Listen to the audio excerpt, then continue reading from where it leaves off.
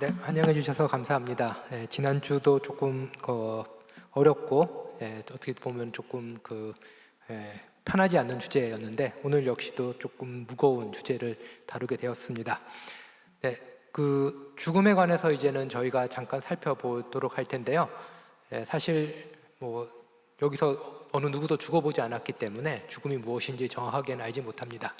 모든 사람들이 가지고 있는 그 운명이 죽을 수밖에 없다이지만 뭐 예를 들어 가지고 뭐 우리 미국 가본 사람한테 이제 미국에 대한 이야기를 들으면서 미국에 대해서 알아간 수도 있고, 그리고 먼저 예를 들어서 그 천문학을 공부한 사람을 통해 가지고 저희가 천문학에 대한 지식을 이제는 습득할 수가 있지만 죽음은 그렇지가 않다라는 게 가장 큰 어려움입니다. 어느 누구도 먼저 죽어보고 그 죽어본 경험을 가지고 우리에게 죽음에 대해서 알려주는 것이 아니기 때문에 죽음에 대해서 이야기한다라는 것은 늘 어려움을 가지고 있습니다. 그러면은 제가 준비한 강의를 이제 시작을 해보도록 하겠습니다. 네, 일단 죽음에 대한 그리스도교적 이해라고 제가 잡아봤고요.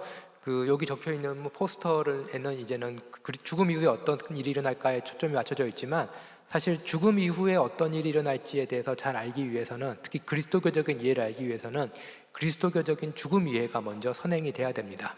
그렇지 않고는 사실 거의 모든 종교들마다 이제 내세에 대한 가르침이 있고, 그러다 보니까 기독교가 이제는 전파된 이후에 기독교에서 나름대로 이제는 내세라든지 구원이라든지 이런 것들을 이제는 설명을 해왔지만 상당히 많은 부분 한국이 가지고 있었던 토속적인 그런 내세 내지는 구원 이해가 사실 기독교적인 이해와 이게 섞이거나 혹은 더 영향력을 발휘하는 경우도 종종 있었습니다. 그렇기 때문에 죽음 이후를 알기 위해서 가장 중요한 것 중에 하나 뭐냐면은 그리스도교적인 죽음이 무엇인가, 혹은 그리스도교적인 생명이 무엇인가 라는 그 질문으로부터 접근할 필요가 있습니다. 자, 그러면은 제가 말씀드렸듯이 인간은 죽는다라고 하는 거는 예, 인간이라면 누구나 죽을 수밖에 없는 운명을 가지고 있고, 그런 의미에서 이제는 보편적이다라고 할 수가 있습니다. 그렇기 때문에 세계 곳곳에 유명한 문헌들을 보면은 죽음에 관한 여러 명언들이 있는데요. 먼저 이제는 구약 성경에서 한 구절을 뽑아봤습니다. 아주 흥미로운 내용인데요. 초상집에 가는 것이 잔치집에 가는 것보다 더 낫다. 살아있는 사람은 누구나 죽는다는 것을 명심하여야 한다라는 거죠. 사실 초상집에 가는 것이 그렇게 기쁜 일은 아닐 수 있습니다. 재밌는 일은 아닐 수도 있죠. 근데 이제는 더 낫다라는 말을 한 거죠. 그리고 뒤에 나온 이유는 왜냐하면은 모든 사람은 죽고 죽는다는 것을 명심할 필요가 있기 때문이다라는 겁니다. 이렇게 인간은 죽을 수밖에 없다라는 것을 이제 잘 표현해주는 라틴어 문구가 있는데요. 라틴어 문구를 이제 한국어로 이제는 저희가 우리말로 이제는 번역하면은 모두가 상처만 주다가 결국에는 죽는다. 인간 삶을 이렇게 요약하고 있습니다. 이 문구가 어디 있냐면은 프랑스에 있는 어떤 마을의 교회에 해시계가 있잖아요. 그 해시계에 적혀 있는 문구입니다. 그렇기 때문에 사람들이 이제는 시계를 보면서 늘 명심하고 깨달았던 게 뭐냐면은 우리 삶이 어떤 것이냐. 우리 삶은 모두가 상처만 주다가 결국은 죽는다라는 겁니다. 어떻게 보면 조금 우울하고 슬플 수도 있지만 또 인간 삶을 매우 현실적으로 그려내고 있죠. 그렇기 때문에 인간의 삶, 서로 이제 상처를 주고 그리고 결국엔 죽을 수밖에 없는 운명인데, 또 저희는 그 와중에 상처를 덜 받으려고 아둥바둥하고 때로는 또 죽음을 피하기 위해서 노력을 합니다. 이 말을 뒤집어 보면은 뭐냐면은 그러면 어떻게 하면 우리가 잘 살 수 있을까라는 질문은 또 다른 말로 하면은 우리가 어떻게 하면 죽음을 잘 맞이할 수 있을까라는 그런 질문과도 연결되고요. 그래서 흔히 서양에서는 이제는 철학의 아버지라고 하면 소크라테스를 이야기를 하잖아요. 그래서 소크라테스의 입에서 나온 말을 이제는 플라톤의 이제 파이돈에 이렇게 적혀 있는데요. 철학이란 무엇이냐? 우리가 생각할 때 철학이라는 거는 뭐 어려운 학문 아니면은 뭐 대학에서 별로 인기 없는 학문 뭐 이런 식으로 여러 가지 방식으로 생각할 수도 있겠지만, 플라톤의 파이돈에 나오는 소크라테스 입에서 나온 철학은 어떤 학문이냐면은 죽음의 연습입니다. 아주 흥미롭죠. 철학이란 거는 어떻게 보면 우리 삶에 관한 이야기일 수도 있는데 죽음을 연습하는 것이 이제 철학의 중요한 목적이 되게 됩니다. 그러면 철학은 어떤 식으로 죽음을 연습시키냐라고 하면은 인간의 그 고대 그리스니까요. 인간의 이성 로고스를 잘 활용해 가지고 인간이 정의롭고 지혜롭고 절제하고 용기 있게 사는 그런 삶을 살게 함으로써 죽음을 연습시키는 것이 이제는 철학의 본래 목적입니다. 그럼 여기 보시면은 잘 붙어 있는 내용을 아시겠죠? 우리가 잘 사는 것과 죽음을 잘 맞이하는 것은 매우 밀접하게 관련되어 있다라는 그런 생각을 고대부터 인간은 해왔습니다. 그런 그 죽음과 삶의 관계를 이제 함께 묶어서 생각하는 것은 이제는 서양 고대 그리스에만 나타나는 현상은 아니고요. 사실 그 동양에서도 이런 모습들을 이제 볼 수가 있는데, 제가 동양 철학 전공은 아니지만요, 아주 유명한 말이 있죠. 그 논어에 보면 나오는 표현인데요.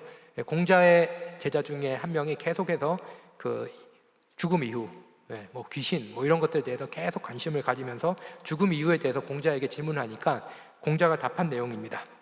미지생, 언지사. 네. 삶을 내가 알지 못하는데 어떻게 죽음에 대해서 언급을 하겠냐라는 말입니다. 이게 이제는 동양 철학에서 아주 유명하게 죽음과 삶의 관계에 대해서 표현할 때 종종 인용이 되곤 하는데요. 뭐 제가 동양 철학 전공이 아니기 때문에 그 전공자들이 어떤 식으로 이제 이 문장 미지생, 언지사, 내가 삶을 아직 모르는데 어떻게 죽음에 대해서 언급하겠냐라는 요 구절을 어떤 식으로 해석하는지 봤는데, 보통 그 죽음에 대해서 너무 과도한 관심 가지지 말고 삶 자체를 먼저 이제는 충실하게 사는 것, 이것이 이제는 그 필요하다라고 하는데요. 제가 가지고 있는 그 기독교 신학에 익숙한 그런 시각 때문인지, 또 다른 말로 하면은 저는 이런 식으로 처음에 이 한자를 보고 해석했는데, 그게 뭐냐면은 삶을 알지 못하기 때문에 죽음을 언급할 수 없다라면은 우리가 삶을 잘 아는 것이 바로 이제 죽음을 잘 준비하는 것이 아닐까. 저는 이런 식으로 해석했는데 또 다르게 또 해석을 하시더라고요. 아니 어찌됐건 이런 식으로 이제는 삶과 죽음이란 것은 서로 얽혀 있고, 우리가 잘 사는 것이 죽음을 잘 준비하는 것이 되는 거고, 죽음을 잘 맞이하기 위해서는 우리가 삶에 대해서 또 올바른 관점과 삶을 충실히 살아나가는 것이 필요하다라는 것을 고대부터 동서양 할 것 없이 강조했다라는 것을 볼 수가 있습니다. 그런데 상당히 이제 현대인에게 있어서는 죽음이 또 새로운 방식으로 다가오는데요. 그것이 뭐냐면은 그 죽음이 상당히 획일화되어 있습니다. 다른 말로 하면은 저희가 예전 같은 경우는 죽을 때 어떻게 죽었냐면은 각자 집에서 많이 죽었죠. 그리고 이제는 가족들에게 둘러싸여서 그 죽음을 맞이했는데, 어느 날에는 어떤 식으로 되냐면은 병원에서 다들 이제 죽음을 이제 맞이를 합니다. 그리고 죽음이 획일화되어 있죠. 그리고 죽고 난 이후의 과정도 보면은 상당히 병원에서 정해놓은 그 규정과 원칙에 따라서 진행이 되는 것을 이제는 볼 수가 있습니다. 그래서 일본 같은 나라 같은 경우는 병원에서 죽더라도 이게는 시신을 이제 모셔와가지고 자기 살던 집에 이렇게 잠깐 있다가 가고 이제 그런 그 풍습이 남아 있기는 한데, 한국 같은 경우는 병원에서 이제 모든 것이 다 이루어져서 죽음을 맞이하죠. 그것은 이제는 이 산업화되고 근대화된 나라에서 많은 사람들이 겪게 되는 죽음의 획일화라는 겁니다. 그렇기 때문에 우리가 있다 보면은 각자가 가지고 있는 고유함 이런 것들이 사라지는 듯한 그런 모습을 이제 볼 수가 있죠. 그래서 라이너 마리노 리케의 말테의 수기를 보면은 이런 흥미로운 문장이 있습니다. 사람들은 살기 위해 여기 파리로 모여드는데 나는 오히려 사람들이 여기서 죽을 것 같다는 생각이 든다. 그리고 그 죽음은 똑같은 병상에서 똑같은 방식으로 죽음을 맞이한다라는 거죠. 그런데 저희가 이제는 사실 뭐 아마 많은 분들이 많은 한국의 그 현대인들이 죽음을 그런 식으로 이제 맞이하겠지만, 또 저희는 뭔가 그래도 나의 죽음은 특별하지 않을까. 비록 병원에서는 나를 이제 똑같이 대하더라도 나는 나만의 죽음을 맞이하지 않을까라는 생각을 하게 됩니다. 그건 왜냐하면은 나라는 존재는 아주 고유하고 나는 다른 사람과 전혀 다른 삶을 살아왔는데, 나의 죽음이 다른 삶의 죽음과 똑같이 획일화된 방식으로 맞아들여진다라는 것은 조금 받아들이기 어렵기 때문에 그렇죠. 그리고 기독교 신앙에서는 죽음을 통해 가지고 우리가 이제 하나님을 만나게 되는데, 하나님과 만나는 방식은 내가 가지고 있는 고유한 삶의 궤적, 인격, 나만의 내밀한 신앙 고백 이런 걸 가지고 주님을 만날 것 같은데, 이게 획일화된 형태로 죽음을 맞이한다라는 것은 왠지 나의 죽음이 가지고 있는 고유성과 그리고 우리가 정말 죽음을 맞닥뜨리게 될 때 보여지는 어떤 일반적인 모습 사이에 괴리를 크게 느끼게 됩니다. 그래서 죽음에 대해서 생각하는데 제가 제가 안 죽어봤기 때문에 정확하게 알지 못하기 때문에 죽음에 대해서 몇 가지 유명한 그 책들, 문헌들 이런 것들을 조금씩 살펴보다가 그래도 그저께 잠이 안 와가지고 이제 밤중에 다시 꺼내 읽은 책이 이제 톨스토이의 이반 일리치의 죽음이라는 작품입니다. 어떤 아주 잘 살던 사람이 출세도 하고 경제적으로 부유하고 가족도 가지고 있고 그리고 재밌고 친구들도 많고 이렇게 살았던 어떠한 법관, 재판관이 죽음을 맞이하게 되면서 겪게 되는 일들을 이렇게 아주 잘 그려내고 있는데요. 거기서 이제는 나온 아주 흥미로운 표현이 있습니다. 그래서 뭐냐면은 그 사람들이 이제는 이반 일리치가 죽는다라는 걸 들었을 때 보였던 반응이 뭐냐라고 하면은 내 죽음이 아니라서 다행이네, 약간 이런 거 있죠. 그의 죽음이네 라고 이렇게 거리를 먼저 두고 시작을 하는 것을 이제 볼 수가 있습니다. 그래서 이반 일리치가 이제 자기가 죽고 있다라는 것을 깨닫게 되면서 했던 유명한 말이 있어가지고 제가 인용을 해보았습니다. 그는 이반 일리치고요. 그는 지금까지 줄리우스 카이사르는 인간이다, 인간은 죽는다, 고로 카이사르는 죽는다 라는 유명한 3단 논법의 일례가 카이사르에게는 해당되는 진리였지 자신과는 아무 상관도 없는 말이라고 믿으며 살아왔다. 학교에서 많이 배우잖아요, 윤리 시간에. 모든 사람은 죽는다, 소크라테스는 사람이다. 그럼 어떻게 되죠? 소크라테스는 죽는다. 모든 사람은 죽는다, 나는 사람이다, 고로 나는 죽는다. 이것은 사실이죠. 논리적인 사실이자 우리가 경험하게 돼야 될 사실입니다. 근데 그것을 단지 사실로 받아들이기 힘든 거죠. 왜냐하면 나의 죽음의 고유성 이 사라졌기 때문에 그렇습니다. 이것은 일반화된 죽음, 일반화된 사람으로서 나의 죽음을 이제 말하는 거죠. 그래서 이반 일리치에게는 자기 자신은 언제나 아주 특별한 일반적인 인간과는 전혀 다른 그런 존재였다라고 얘기합니다. 그렇기 때문에 우리는 인간이기 때문에 죽는다라는 운명이 한편에 있다면은 다른 한편으로는 나의 죽음, 나의 고유한 죽음이라는 피할 수 없는 그 무엇을 저희는 겪어내고 소화해내야 할 필요가 있습니다. 자, 그러면은 오늘 저희는 이제는 죽음 이후에 우리는 어떻게 되는가라는 질문, 그 중요한 질문이지만 그 질문을 제대로 알기 위해서는 기독교적인 죽음이 무엇인가에 대해서 먼저 살펴봐야 될 필요가 있고요. 그러면은 기독교는 하나의 종교로서 이게 죽음을 다루는 방식이 있을 텐데, 그러면은 일반적으로 사람들은 죽음을 어떤 식으로 다루었냐에 대해서부터 먼저 들어가 보도록 하겠습니다. 죽음과 종교는 상당히 오랫동안, 종교도 매우 오래됐죠. 그리고 이제 인간은 예전부터 죽어왔고 오늘도 죽고 있습니다. 그래서 죽음과 종교는 오래고 복잡한 관계를 이제 맺고 있습니다. 그런데 인간은 이제는 아까도 말씀드렸듯이 소크라테스는 모든 사람은 죽는다, 나는 사람이다, 그래서 나는 죽는다라는 일반적인 진술에 이제 만족할 수가 없죠. 죽을 수밖에 없는 존재로서 인간은 죽음의 의미를 찾고자 하고요. 그리고 뭘 하냐면은 죽음 이후의 상태를 상상할 수 있는 능력이 있습니다. 지금 또 잘 살고 있는데 내가 죽는 것에 대해서도 미리 앞당겨서 걱정을 하기도 하죠. 그리고 이 인간만이 가지고 있는 고유한 그 정신 능력, 자기의 죽음을 미리 앞당겨 와서 지금부터 두려워하고 지금부터 생각할 수 있는 능력이 인간 문명에 깊숙이 배어 있습니다. 매우 두려운 거죠. 그리고 답이 없는 거죠. 그렇기 때문에 인간은 여기에 대해서 어떤 식으로든지 대응할 수 있는 여러 가지 방식을 만들어냈고, 그렇기 때문에 어떤 철학자들, 인류학자들은 인간의 문명 자체에는 죽음의 독이, 죽음의 냄새가 깊게 스며들어 있다라고까지도 얘기를 합니다. 그렇기 때문에 인간이 이 죽음이라는 주위에서 일어나는 죽음, 그리고 앞으로 나에게 다가올 죽음을 이제는 보면서 그것에 이제는 반응하기 위해서 만들어낸 아주 중요한 것 중에 하나가 뭐냐면은 종교적인 의례, 종교적인 상징들이 되게 됩니다. 근데 제가 앞서 도입부에도 말씀드렸듯이 죽음은 다른 지식과 다릅니다. 왜냐하면은 죽음에 대한 지식은 일상의 언어와 일상의 경험 너머에 있습니다. 물리학에 대한 지식은 우리가 살고 있는 물리적인 세계로부터 우리가 경험도 얻고 그것을 설명하는 언어도 있죠. 생물학도 마찬가지입니다. 사회학도 마찬가지고. 근데 죽음은 어떻게 되나요? 어느 누구도 자신의 죽음을 경험하지 못한 채 죽음에 대해서 설명을 해야 되는 거죠. 그리고 죽음에 대해 설명할 때 이미 죽은 사람의 경험담을 가지고도 설명을 할 수 없다라는 그 어려움이 있습니다. 그 때문에 우리는 현상으로서의 죽음에 대해서 이제 설명하거나 아니면은 종교적인 계시로부터 죽음의 본질은 이런 것이다 라고 우리가 또 추측을 할 수가 있죠. 그런 의미에서 이제는 죽음은 다른 인간의 경험과는 다른 아주 특별한 경험이 되고요.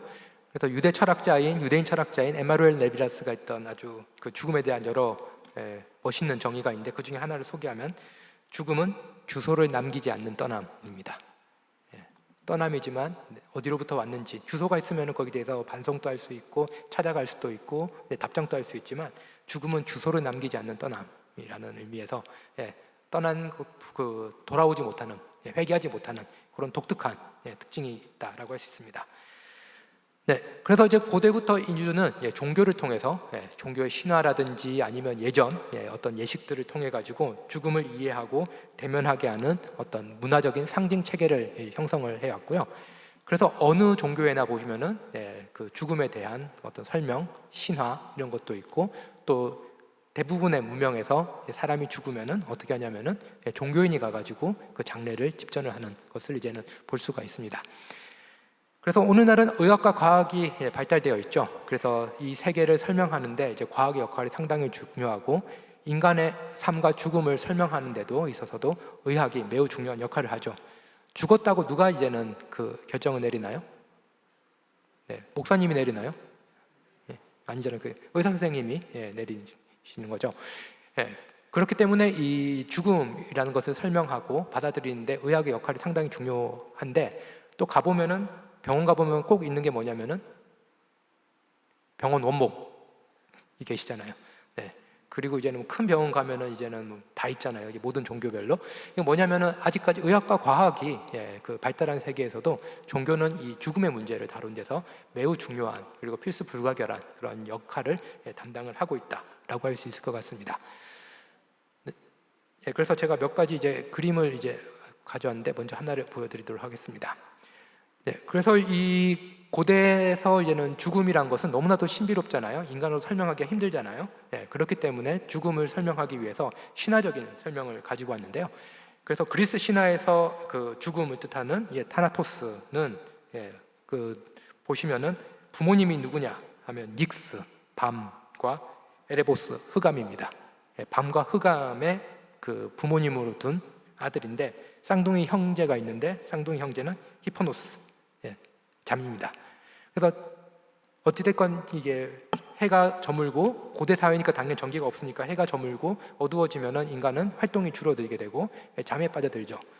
그러면서 우리가 낮에 활발하게 활동했던 신체 작용들, 의식 작용들이 거의 없어지는 것이 잠이고 그것마저 없어지면 다시 잠에서 깨어나지 못하면은 그것이 이제 죽음이 되는 거죠. 그래서 잠과 죽음이라는 것은 이제는 어느 종교에서나 거의 대부분 나타나는 게 형제처럼 붙어있는 개념처럼 혹은 서로가 서로를 설명하는 것처럼 이렇게 쓰입니다. 심지어 성경에서도 죽었냐고 그러면 아니 잠들었다 뭐 이렇게 하는 그 표현들이 등장하는 것을 이제는 볼 수가 있죠.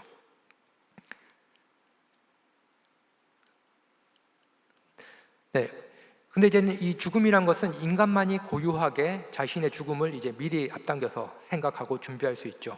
게다가 인간은 한 번밖에 없는 생명이기 때문에 그 죽음을 어떻게 죽느냐에 따라서 그 죽음의 의미가 상당히 많이 변화하게 될 수가 있습니다. 그래서 아무리 멋있는 말을 하고 잘 사는 사람도 죽을 때 헛소리를 하고 죽는다라고 하면 이 사람이 살아있을 때만 했던 그 수많은 주옥 같은 말들이 과연 신빙성이 있을까? 저희가 질문하기도 하죠. 또 그리고 그 요즘에 좀 유행하는 그 철학의 한 분야 중에 하나 거짓말의 철학인데요. 그래서 거짓말의 철학을 쭉 제가 이제 따라오다 보니까 인간이 오랜 수천 년 동안 가장 많이 쏘아온 거짓말 중에 하나가 뭐냐면은 죽기 전에 사람이 진실을 말한다는 겁니다. 보통 믿잖아요. 죽기 전에 한 말이니까 막 그만큼 가치 부여를 하는데 죽기 전에 그 말을 했기 때문에 그 말의 진실이라는 보장은 아무것도 없는데 우리는 그런 약간의 아우라를 이렇게 입혀주는 거죠. 죽기 전에 말했기 때문에 이 사람의 가장 순수하고 진실하고 후회 없는 모습이 나타날 거야 라고 이게 저희는 의뢰 짐작을 합니다. 그렇기 때문에 고대부터 철학자나 종교인들은 인간의 고귀함을 표현하기 위해서 죽음에 대해서 이야기를 하게 되는 거고 그리고 인간의 고귀함을 표현하는 최종 수단으로서 죽음을 기꺼이 이제 말하기도 합니다. 그래서 제가 그 보여드리는 이 그림은, 이 사진은 티광덕 그 베트남에 있었던 승려였죠. 그 전 세계를 놀라게 했던 그런 장면입니다.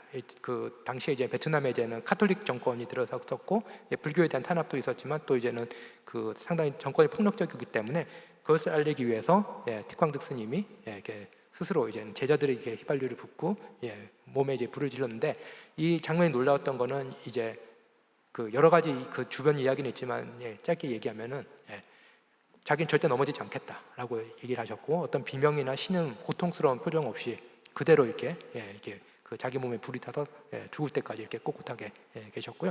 이것이 이제는 알려지면서 이제는 그 베트남에 있었던 어떤 그 폭력적인 정권에 대한 투쟁, 이런 것도 전 세계적으로 이제 알려지게 되는 계기가 되었습니다. 이런 식으로 사람들은 죽음에 대해서 특별한 의미를 부여하기도 하고, 그리고 자신의 죽음을 특별히 선택함으로써 어떤 메시지를 전하기도 하고, 자기 삶을 정리하기도 하고, 사회에 영향을 끼치기도 하고 할 정도로 죽음이란 것은 인간에게서 누구나 경험되는 어떤 특별한 분야이긴 하지만, 또 동시에 그 죽음을 어떤 식으로 맞이하고 어떤 의미를 부여하고 어떤 장소에서 어떻게 죽을 것인가, 이런 것들은 다 또 이제 단순한 죽음 이상의 의미를 이제 가지게 됩니다. 근데 고대부터 인간이 가지고 있는 죽음에 대해서 아주 중요한 것 중에 하나는 뭐냐면은 죽음을 계속 생각해낸다는 겁니다. 나는 죽는 존재이다 라는 것을 계속 생각해야 되는데, 그것을 이제 라틴어로 아주 잘 알려진 문구죠. 메멘토 모리, 죽음을 생각하라 라는 겁니다. 그 철학자 하이데거가 했던 유명한 말인데요, 인간은 죽음을 향해 가는 존재라고 얘기를 합니다. 인간이 가지고 있는 여러 가지 보편적인 모습들이 있겠죠. 인간이라면 뭐 정신작용이 있다라든지 감정이 있다라든지 뭐 여러 가지가 있는데, 뭐 그 예를 들어 가지고 인간이 정신작용이 있다 그러지만 어떤 분들은 조금 더 이제는 뭐 머리가 좋으실 수 있고, 어떤 분들은 이제 모두가 감정 갖고 있지만 어떤 분들은 감정이 메말라 있을 수 있고, 여러 차이가 있잖아요. 근데 인간을 하나로 묶을 수 있는 제일 큰 그 뭐라 그럴까요? 이 고리가 뭘까라고 했을 때 대표적으로 이제 죽음이라고 할 수 있습니다.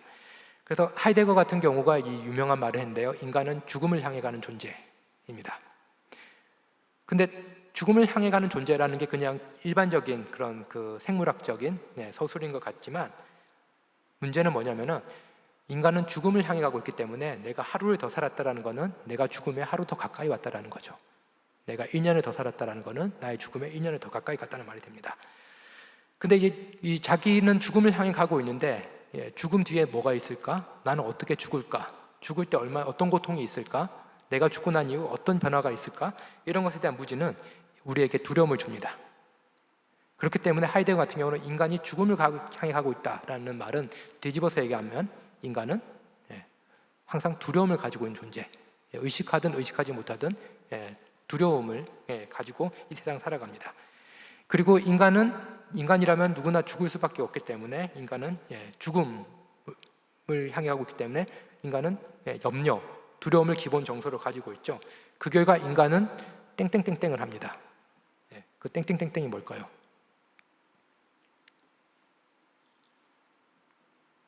가장 일반적으로 보험을 듭니다. 그건 뭐냐면 이제 보험이란 건 상당히 잘 마련된 시스템이잖아요. 어떻게 보면은 우리가 갑자기 죽었을 때 있을 여러 가지 일들, 경제적인 그 어려움, 그리고 남겨진 사람들에 대한 책임감, 뭐 여러 가지들을 해결해 주는 어떤 그 인간들이 함께 만드는 시스템이잖아요. 그 말은 뭐냐면은 우리 시스템 속에, 우리가 사는 문명 속에는 죽음에 대한 두려움, 죽음이 주는 충격을 완화시키려고 하는 기제가 오랜 기간 동안 지혜로서 경험으로서 축적이 되었다라는 것을 이제 보여주는 겁니다. 보험이라는 이 대표적인 그 현상이. 근데 이제는 하이데거 같은 경우 철학자니까 이제 보험 뭐 이런 말 못 하겠죠. 멋있는 말을 해야 되는 거죠. 그러니까 뭐냐면은 자기 본래의 삶을 살지 못한다는 겁니다. 두려움이 있기 때문에 내가 정말 하고 싶어하는 것, 내 양심의 목소리 이런 것을 듣지 못하고 대신 뭘 하냐면은 대중들에서 묻혀 사는 것을 선택합니다. 그래서 대중들에서 묻혀 삶으로써 그 죽음에 대한 두려움을 잊어버리려고 하는 거죠. 그래서 예전에 뭐 호기심 천국 이런 프로그램 아시나요? 그래서 그 예전에 했던 실험 중에 하나가 뭐냐면은 이렇게 아무것도 없는데 사람 한 명이 이렇게 쳐다보고 있으면은 대부분의 사람들이 그냥 지나갑니다. 두 명이 이렇게 쳐다보고 있으면은 몇 명이 이렇게 가다 쳐다보고 있는데 3-4명만 이렇게 같이 쳐다보고 있으면 지나가는 사람들 거의 다 멈춰서 같이 뭐가 있는지 쳐다보는 거죠. 이런 식으로 이제는 그 집단이 주는 어떤 힘이 있습니다. 집단이 주는 힘이 있고, 사실 집단이 주는 힘을 또 이제 무시할 수는 없지만, 또 동시에 우리가 어떤 그 대중의 삶, 대중 속에 묻혀 있는 삶에 너무 오래 있다 보면은 내가 진정으로 내 생명의 의미는 무엇일까?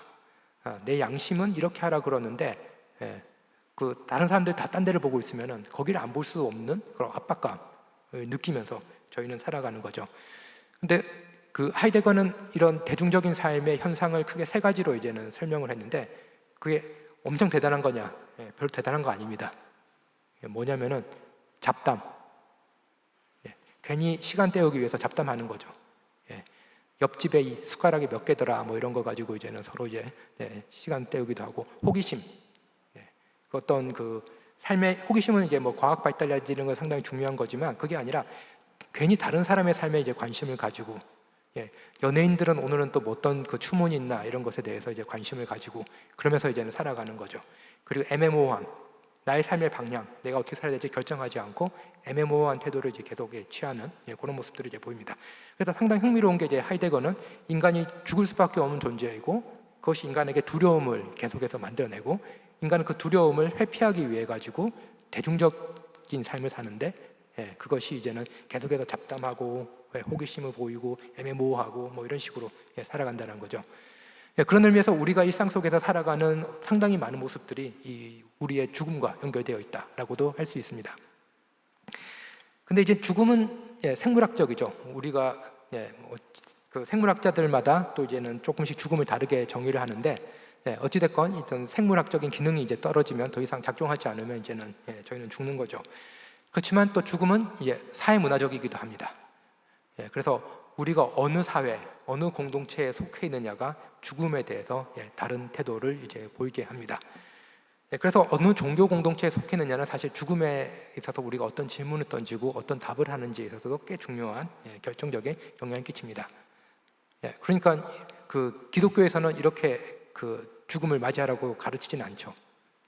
그 하나님 주신 생명은 소중하다라고 생각하기 때문에.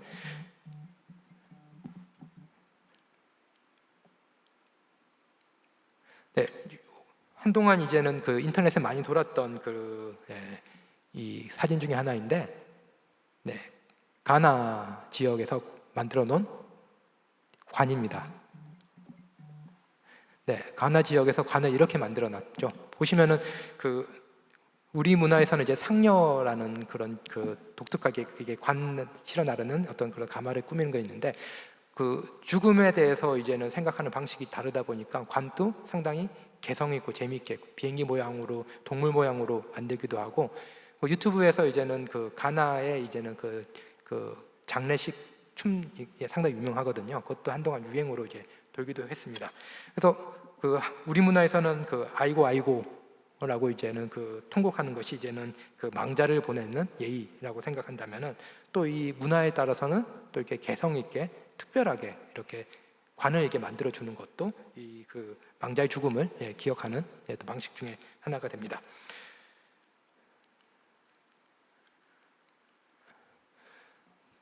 그래서 죽음은 생물학적이지만 또 동시에 이제 사회문화적이기도 하고요.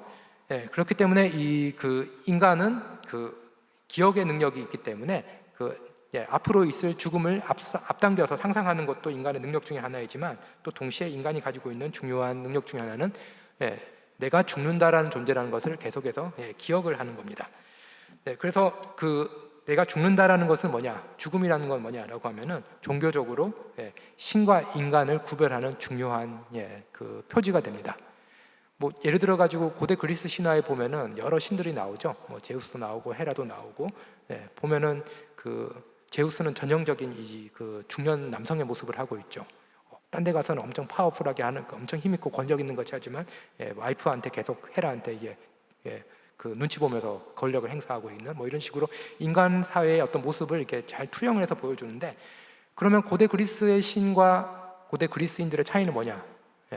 신도 감정 갖고 있고 뭐 가족 관계도 있고, 그런데 그 차이가 뭐냐라고 하면은 신은 죽지 않는다입니다. 인간은 죽는다입니다. 그리고 기독교에서도 신은 하나님은 영원부터 계셨고 인간은 흙이니 흙으로 돌아가 있지어다라고 하나님께서 말씀을 하시는 거죠. 그렇기 때문에 이 죽음이라는 것은 신과 피조물, 신과 인간을 구분하는 중요한 그 표지가 됩니다. 그렇기 때문에 그 종교의 중요한 역할 중에 하나는 인간이 죽을 존재임을 계속해서 기억하게 하는 것이 중요한 역할 중에 하나입니다. 그래서 창세기에서도 유명한 말이 너는 흙이니 흙으로 돌아갈지어다 이고요. 그래서 이 죽음을 기억한다라는 것은 인간의 인간됨에 있어서 매우 중요한 부분이 되고 그것이 또 여러 가지 또 문화적인 현상으로 나타납니다. 대표적으로 고대 문명에서 가장 힘 있는 제국을 형성했던 로마 제국의 경우에는 그 장군이 나가서 이제는 그 전쟁에서 크게 승리를 하고 오죠. 전쟁에서 크게 승리를 하고 오면은 개선 행진을 하잖아요. 그러면 개선 행진을 할 때 뭐 이게는 그 엄청나게 이게는 막 찬양하고 축복하고 뭐 이렇게 축하하고 그럴 것 같은데 개선 행진할 때 꼭 해야 되는 것 중에 하나가 뭐냐면은 앞에서 사람들이 메멘토 모리, 너는 죽을 존재다라는 그것을 이제 각인시킵니다.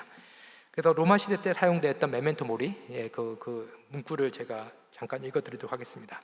이제 막 그 위대한 업적을 가지고 그리고 그 맹렬한 그 잔혹한 전쟁터에서 살아남아온 장군에게 하는 말이 뭐냐면은 그대는 죽어야만 한다는 사실을 명심하라. 그대는 인간이라는 사실을 명심하라. 뒤를 돌아보라.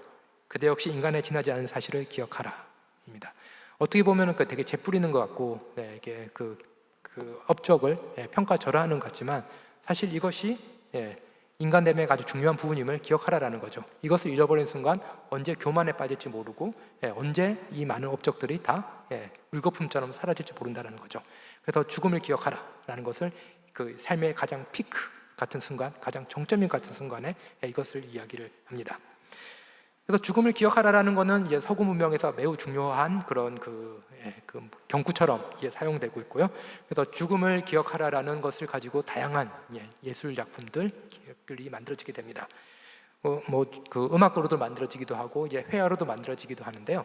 대표적으로 이게 지금 보이시는 게 이제는 그 화가들이 이제 정물 연습하기 위해서 쓰이는 소재이기도 하지만 동시에 메멘토 모리라는 죽음을 기억하라는 메시지를 이제 전달하는 겁니다. 보면은 메멘토 모리에 중요한 크게 세 가지 소재가 있죠.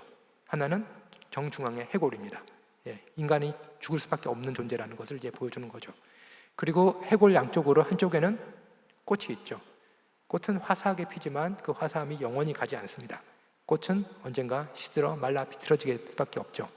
인생에서 우리가 화사하고 아름답고 번영하는 순간이 있을지라도 그것은 덧없이 지나갈 수 있다라는 것을 기억하라라는 겁니다. 그리고 다른 한쪽에는 모래시계가 있죠. 그래서 모래시계는 시간이 계속해서 흘러간다라는 거죠. 시간은 돌아오지 않고 시간이 흘러가면은 시간 속에서 우리는 죽을 수밖에 없는 존재다라는 것을 이제 기억을 하게 합니다.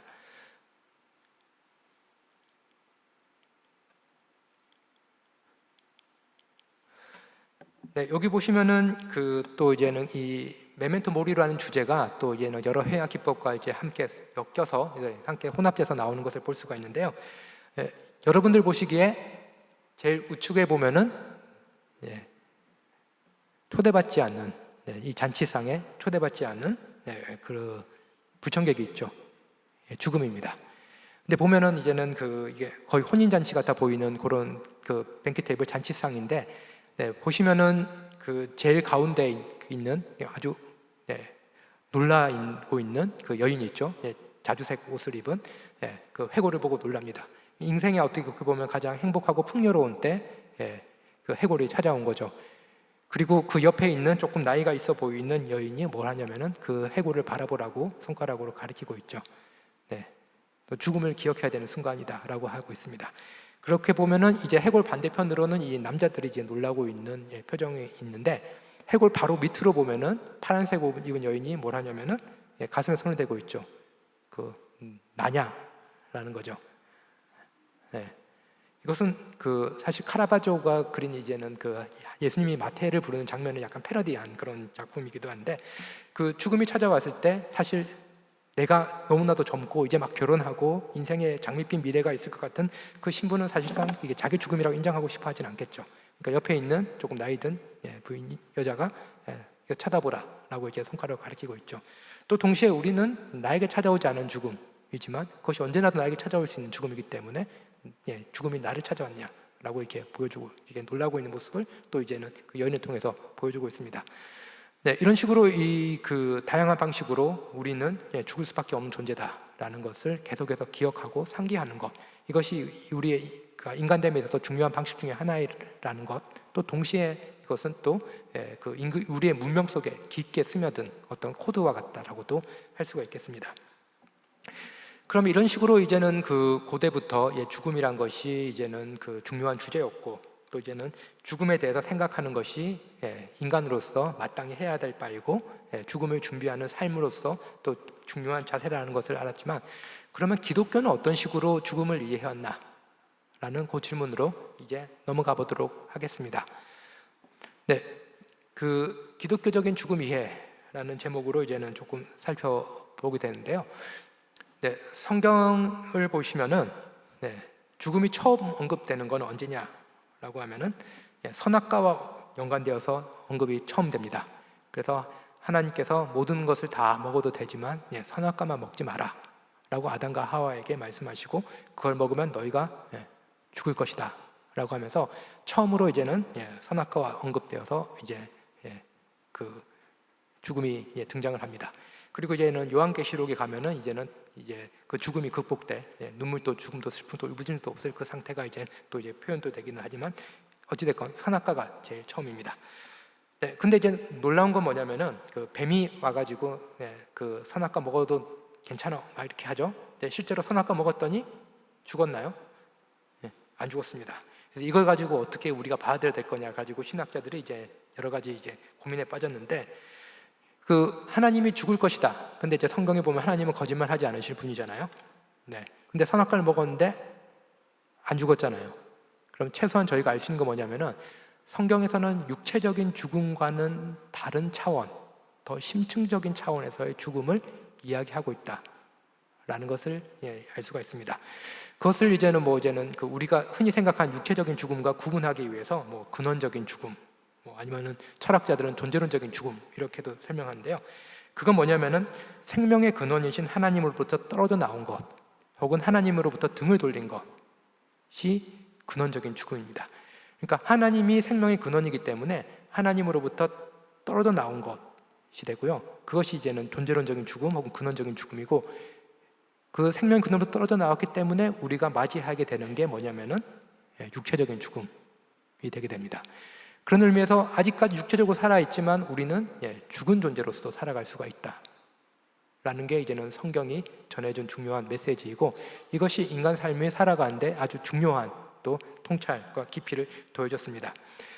근데 흥미로운 거 뭐냐면은 하나님으로부터 떨어졌는데 다른 말로 하면은 근원적인 죽음 혹은 존재론적인 죽음, 하나님부터 소외 이런 걸 겪었잖아요.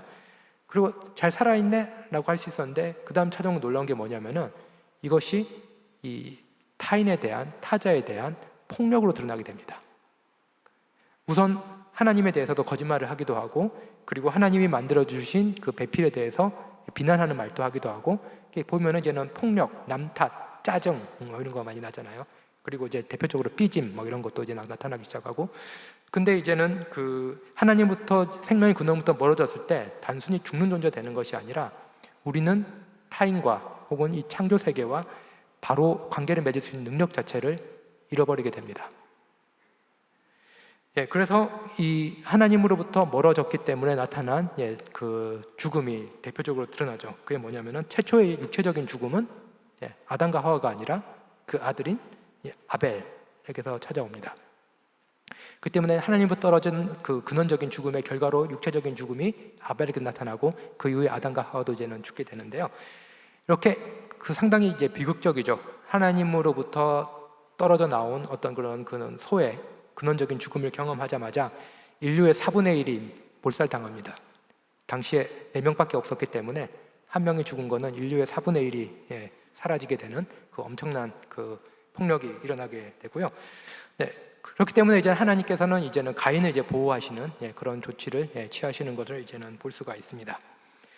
그렇기 때문에 이제 그 하나님으로부터 떨어졌기 때문에 인간은 이제 살면서 육체적으로 살아있지만 죽어 있는 모습을 가지고 있다라는 것을 성경이 표현을 하는데요. 뭐 시편, 욥기 이런 거 보면요, 그 인간은 이제 박해를 받으면서 그 죽음 가운데 있다라는 표현을 쓰게 됩니다. 은유적이기도 하고 실질적이기도 합니다. 우리는 고통과 박해를 받으면서 이제는 그 죽음 가운데 있다라고 하고, 현대 그 사회과학자들은 이것을 이제 사회적 죽음이라고도 말을 하기도 합니다. 살아 있고 어떤 이 사회 속에 속해 있지만 사회적으로 더 이상 기능하지 못하는 상태일 수도 있죠. 그리고 또 하나님께 등을 돌림으로써 죽음 가운데 있다라고도 이제는 얘기를 하게 됩니다. 이런 식으로 우리는 살아 있는 동안에도 죽음의 맛을 느끼면서 살아가고 있지만 결국에는 생명이 소진하여서 죽음을 맞이한다라는 겁니다. 그래서 성경은 뭐 제가 설명드렸지만 간단하게 말씀드리면은 육체적 죽음만이 죽음이라고 하지 않는다라는 것.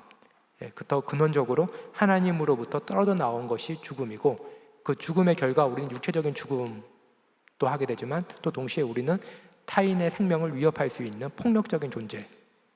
그것을 이제 기독교적 용어로 죄인, 원죄 뭐 이런 식으로도 설명을 하기도 합니다. 이것이 이제는 기독교가 보여주는 어떤 그 죽음의 어떤 전반적인 큰 특징이라고 할 수 있는데, 어떻게 보면은 조금 비관적으로도 이제 보일 수도 있는 그런 모습이 없잖아 있지만 또 동시에 매우 현실적입니다. 우리는 단지 육체가 살아있다고 살아있는 존재가 아니다라는 거죠. 그러면 조금 더 이제는 성경에 나타난 죽음이 어떤 건지 조금 결을 조금 더 이렇게 상세히 해볼 텐데요. 물론 성경은 워낙 다양하게 죽음에 대해서 이야기하기 때문에 이 자리에서 다 설명을 드릴 수는 없고 몇 가지 특징적인 것부터 말씀드리도록 하겠습니다. 첫 번째는 성경은 죽음을 비신화합니다. 다른 말로 하면은 그 아까 고대 그리스도 그렇고 뭐 우리에도 뭐 정승사자, 저승사자 뭐 이런 식으로 이렇게 신화적으로 이제는 죽음을 의인화해서 설명을 하잖아요. 성경은 죽음을 그렇게 표현하지 않죠. 하나님부터 떨어져 나온 어떤 결과로서 우리의 육체적인 죽음을 이제 설명을 하죠. 그래서 성경은 죽음을 비신화합니다. 그래서 죽음은 신도 아니고 독립된 힘도 아닙니다. 그리고 죽음을 통치하는 별도의 신은 없습니다. 죽음을 통치하는 그 어떤 세계는 다른 말로 하면 독립국가가 아닙니다. 그리고 또 아주 중요한 것 중에 하나죠. 뭐냐면 죽은 자를 예배해도 아무 소용이 없다라는 겁니다. 그래서 고대보다 중요한 것 중에 하나가 뭐냐면은 그 죽은 자를 이제 예배하는 것. 특히 업적이 많은 사람들은 더 크게 무덤을 만들고 예배를 하죠. 그래서 상당히 흥미로운 것 중에 하나가 뭐냐면은 기독교에서는 큰 무덤을 만드는 그런 문화가 많이 발달을 안 했습니다. 고대 보시면 피라미드라든지 아니면은 뭐 그 농경 시대가 시작되면서 만들어진 고인돌이라든지 누군가의 죽음을 더 특별하게 하기 위해 가지고 이제는 그 매장 문화가 발달됐는데, 기독교에서는 특별히 그 더 큰 무덤을 만들어서 더 큰 의미를 부여하는 그런 특징은 잘 보이지는 않습니다. 그래서 기독교는 무엇보다도 하나님을 생명의 주인으로 이제는 얘기를 할 뿐만 아니라 죽은 자들의 운명도 통치하는 분이라고 얘기합니다. 그래서 죽음에 해당되는 또 다른 신이 있는 것이 아니라 하나님이 생명의 주인이자 죽은 자들의 운명까지도 통치하시는 분으로서 이제 묘사를 합니다. 근데 또 동시에 이 성경이 가지고 있는 또 약간 미묘한 게 뭐냐면은 아까도 말씀드렸듯이 하나님으로부터 떨어져 나온, 다른 말로 하면 소외되어 있고 죄된 상태에 있기 때문에 우리는 죽을 수밖에 없는 존재이지만 또 죽을 수밖에 없다 그래서 우리가 그것을 저주받은 존재라고는 하진 않습니다. 오히려 우리는 젊을 때부터 죽어가고 있는 것이 우리의 현재 모습이고, 그리고 또 동시에 심지어 오래 사는 것은 복된 인생을 마무리하는 것, 혹은 하나님이 축복한 사람들은 오래 산다라는 게 구약의 아주 중요한 특징입니다. 이런 식으로 이제는 죽을 수밖에 없는 존재라고 그래서 인간을 어떤 저주받을 존재라고 이렇게 얘기는 하진 않지만, 신약에 오면 또 아주 놀라운 또 표현들이 등장을 하는데요. 그건 뭐냐면은 죽음은 중립적인 게 아니다.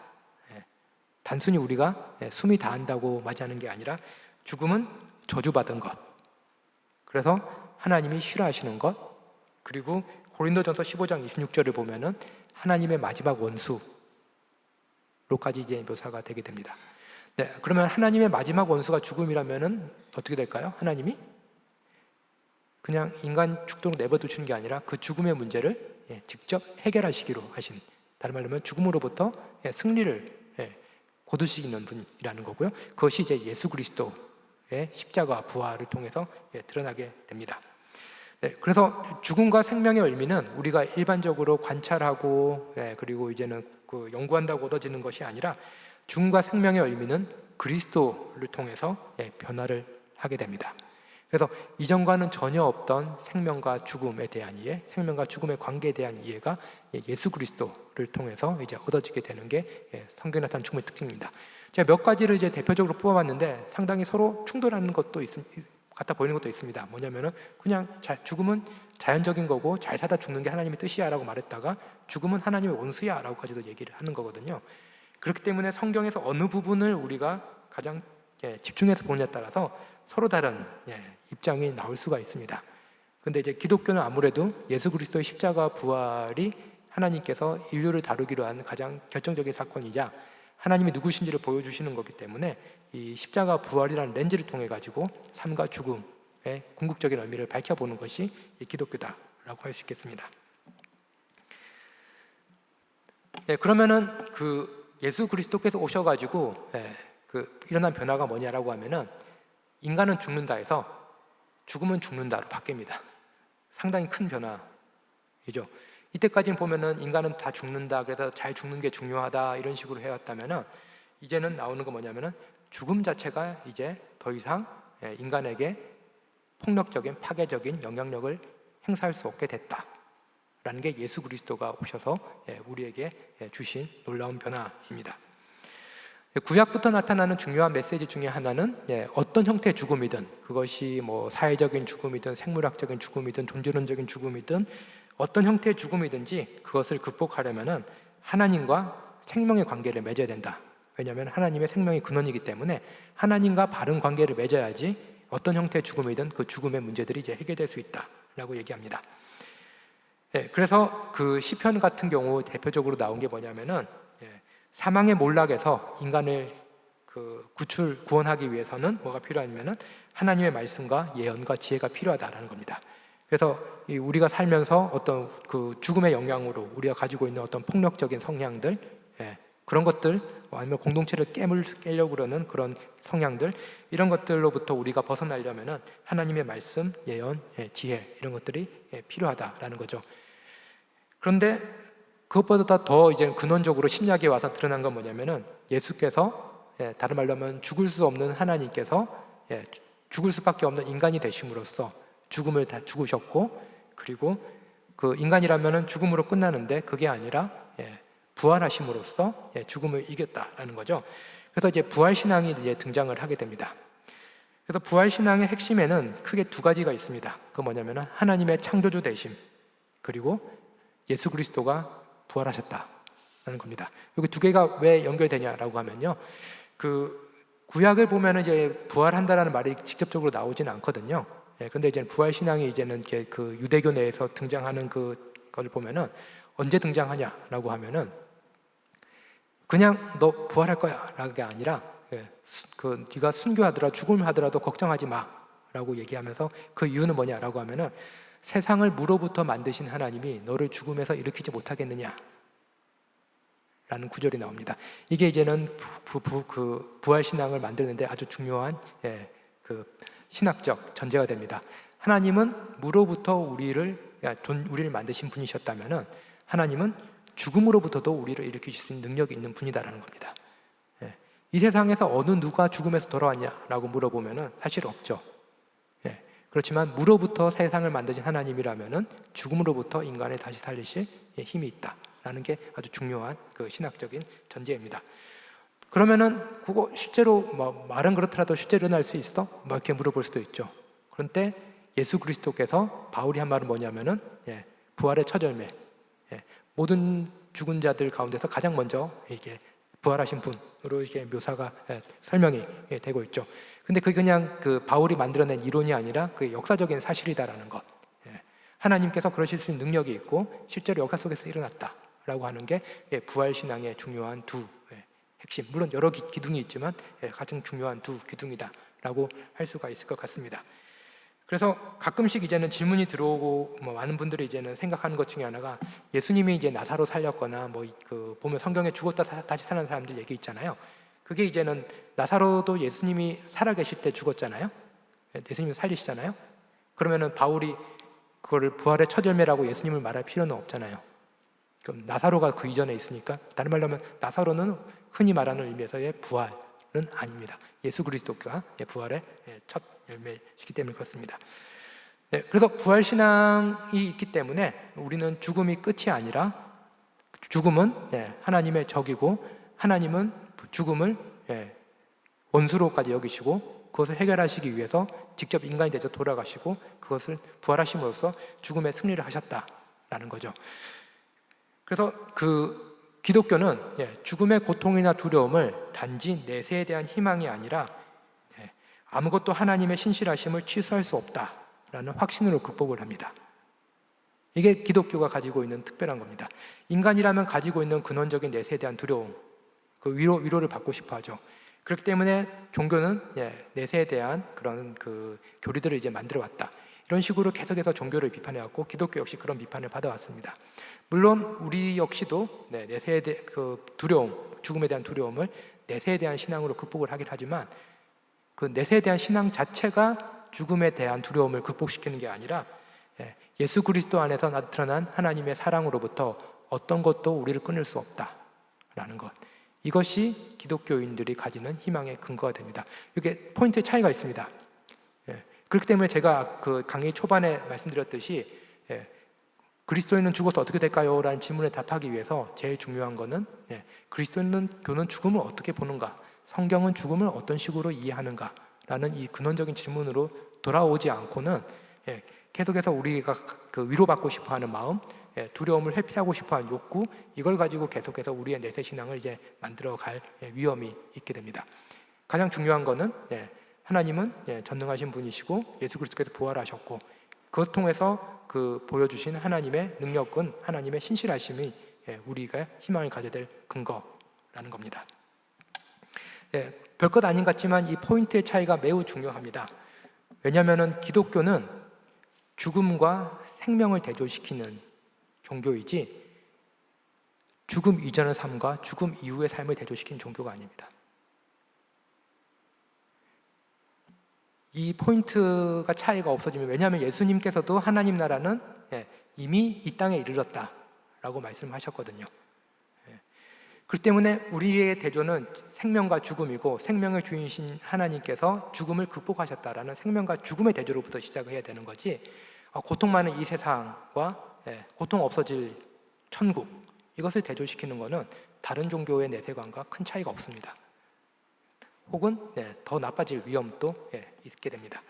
그래서 이제는 생명과 죽음의 이 대조라는, 여기서부터 우리의 그 죽음에 대한 태도, 죽음 이후에 대한 그런 그 생각들을 조금 더 재정립할 필요가 있습니다.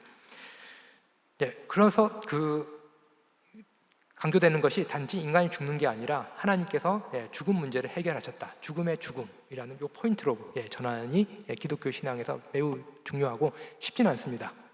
쉽지는 않지만 또 이게 기독교에서 놓칠 수 없는 부분이기 때문에 강조를 할 수밖에 없습니다. 그래서 이제 부활의 생명은 죽음도 삼키지 못한다는 것을 이제 보여줬고, 죽음은 아까 말했듯이 인간의 모든 문명에 그 죽음의 향기를 불어넣을 정도로 매우 강력하고 보편적입니다. 그렇기 때문에 우리는 계속해서 죽음은 모든 것의 끝이야 라는 그런 그 가짜 메시지에 현혹되기 쉽죠. 근데 부활은 죽음은 끝이 아니야. 하나님은 죽음 너머까지도 계신 분이야 라는 것을 우리에게 알려줍니다. 그래서 십자가 부활은 생명과 죽음의 의미를 이제 변화시킵니다. 그러면서 이 세계는 고통 많고 천국 가면 고통이 없어지는 게 아니라 이 세계부터 우리는 생명의 하나님과 교제를 맺고 있는 존재이고, 그런 의미에서 우리는 이 죽음이 휩쓸고 있는 이 문화 속에서도 이 생명을 증언해야 되는 그런 존재로서 살아가야 된다라는 것이 그리스도인의 존재의 이유이자 사명임을 이제 가르쳐 주죠.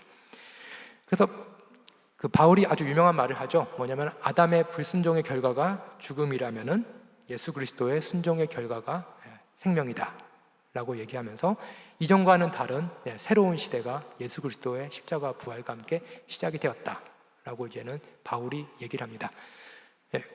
그래서 이제는 그 인간은 상상력이 풍부하잖아요. 이 말 보고 그냥 가만히 있을 존재들이 아니죠. 이 말이 무엇일까?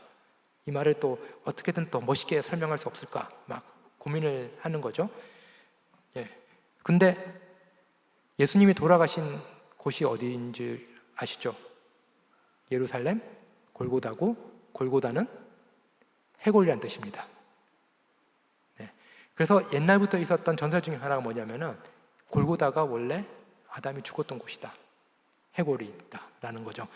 예. 그래서 그 회화를 보면 이런 식의 상징이 은밀하게 혹은 노골적으로 이렇게 배치되어 있는 걸 볼 수가 있는데요. 예수께서 십자가에 달려 돌아가시고 모습이 정 가운데 있죠. 좌우에 있는 것은 설명을 제가 생략하고 있고, 예수님의 발 밑으로 보면 피가 쭉 흘러 내려가지고 그 밑에 뭐가 있죠? 해골이 있습니다. 이건 뭐냐면은 아담의 해골을 상징적으로 보여주는 겁니다. 그러니까 아담의 불순종을 해서 그 죽음이 왔다면은 그 두 번째 아담 예수 그리스도의 순종으로 십자가 부활로서 생명이 들어왔다. 다른 말로 하면 아담 이후부터 있을 죽음이 압도하는, 지배하는 그 역사는 막을 내렸다. 그것을 이제 바울은 새 창조, 모든 것이 그리스도 안에 있으면은 새로운 피조물이라 라고 이제 바울은 이야기를 하게 됩니다. 그래서 그 고대 중세 르네상스 회화를 보시면은 십자가 밑에 잘 찾아보면은 해골이 어떤 식으로 있는지 그거 찾아보는 것도 상당히 재밌습니다.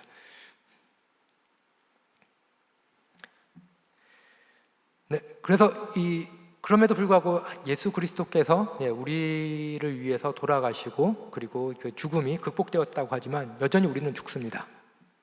그러면 이것도 거짓말이냐? 우리는 계속 죽는데. 그게 거짓말이 아니라는 건 뭐냐면은 죽음이 하나가 아니었잖아요. 층이 있었잖아요. 육체적인 죽음은 우리는 여전히 맞이합니다. 그거는 아마 종말 때, 성경에 따르면은 종말 때 우리가 이제 극복될 수 있는 문제라면은 예수 그리스도의 십자가를 통해서 이제 극복된 가장 근원적인 죽음은 뭐냐면은 하나님으로부터 소외된 상태, 하나님으로부터 등 돌린 상태, 하나님과의 교제가 끊어진 그런 운명적인 상태로부터 우리가 건져졌다라는 거죠. 다른 말로 하면은 예수 그리스도 안에서 하나님과 다시 우리는 교제를 맺게 됨으로써 그 근원적인 존재론적인 죽음을 우리는 극복이 되었다라고 얘기를 합니다. 이를 위해서 하나님의 아들은 죽을 수밖에 없는 인간이 되었고요. 그리고 부활의 처제인 예수 그리스도의 부활 덕분에 그 바울이 쓰는 아주 흥미로운 표현이 죽음에 쏘는 것이 사라졌다라는 겁니다. 여전히 우리는 죽지만 육체적으로 우리가 죽을 수밖에 없는 존재이지만 죽는다라는 그 두려움 때문에 우리가 가지고 있던 폭력적인 성향들 그리고 관계를 끊어내려고 하는 관계를 내 마음대로 조정하려고 그러는 어떤 그런 그 폭력적인 그런 본능들 그런 것들로부터 우리가 해방이 될 수가 있는 가능성이 열린 거죠. 그것을 이 바울은 상당히 흥미롭게 표현합니다. 죽음에 쏘는 것이 사라졌다. 죽음의 파괴적인 영향력이 그리스도 안에 있는 사람들에게는 사라졌다. 다른 말로 우리는 새로운 피조물이 될 가능성을 가지게 생겼습니다. 그래서 이런 식으로 이제는 우리가 지금 살아있는 동안에 육체적으로 죽는 동안에도 죽음은 극복이 되었지만 또 동시에 우리는 육체적으로도 생물학적으로 죽게 되죠. 그래서 죽음은 이 생명이 다할 때 영원에 참여하는 계기가 되지만 또 동시에 지금 여기서 우리가 그리스도인으로서 새로운 피조물로서 살아가게 하는 근원적인 힘이 됩니다. 그래서 지금 제가 계속 바울을 보여드린 이유는 바울 나름대로의 일관성을 가지고 이것을 설명을 하고 있다는 것을 보여드리기 위해서 바울을 계속 인용을 하고 있는데요. 바울 같은 경우가 했던 말이 뭐냐면은 세례가 뭐냐면은 죽음이라는 거잖아요. 세례는 옛 자아의 죽음이다라고 얘기를 합니다. 그럼으로써 하나님으로부터 멀리 떠나 있던 그 내 자아가 죽음으로써 이제 새로운 존재로 거듭나게 되는 그런 의식이 세례이고 또 바울이 딴 데서 얘기하는 세례는 뭐냐면은 그리스도와 연합을 한다라는 거잖아요. 죽음이 지배하는 그런 원리가 아니라 생명의 근원이신 하나님을 예수 그리스도를 통해서 생명의 그 근원으로부터 영원한 생명을 우리가 받게 되는 것, 이것이 이제 세례다라고 얘기를 하게 되죠. 그렇기 때문에 이 죽음은 이중적인 겁니다. 우리가 육체적인 죽음을 들어갈 때 영원한 생명이 있겠지만 지금 여기서부터 하나님의 생명을 누리고 그 새로운 생명의 원리에 따라서 살아가게 되는 것이 이제는 그리스도인이 가지는 특별한 삶의 모습이다라고 할 수 있겠습니다. 내용이 좀 많아가지고 제가 빨리빨리 넘어가고 있는데요. 좀 양해해 주시길 바랍니다. 자, 그래서 그 부활 신앙은 우리가 죽고 나서 어떻게 될 것인가에 대해서도 아주 중요하지만 또 중요한 건 뭐냐? 지금 여기서부터 우리는 영원한 삶을 살아가게 된다라는 거죠. 그게 바울, 요한 이런 데서 요한의 그 복음 서신서에서 아주 중요합니다. 그 모든 사람은 죽지만 그 인간의 한계 조건인 죽음이 그리스도 안에서 이미 극복이 되었습니다. 그 말은 뭐냐면은 아까 독일 철학자 하이데거의 표현은 인간은 죽음을 향한 존재였죠. 근데 그리스도 안에 있는 그리스도인은 부활을 향하는 존재로 바뀌게 됩니다. 그럼 하이데거에게서 죽음을 향하는 존재로서 인간의 기본 정서가 두려움이었잖아요. 그러면은 부활을 향하는 존재로서 인간의 기본 정서는 희망, 기쁨으로 바뀌어 있습니다. 그러면 죽음을 향하는 존재로서 인간은 두렵기 때문에 인간은 자기의 삶을 충실히 살아내지 못하고 대중적인 존재로 살려고 그러죠.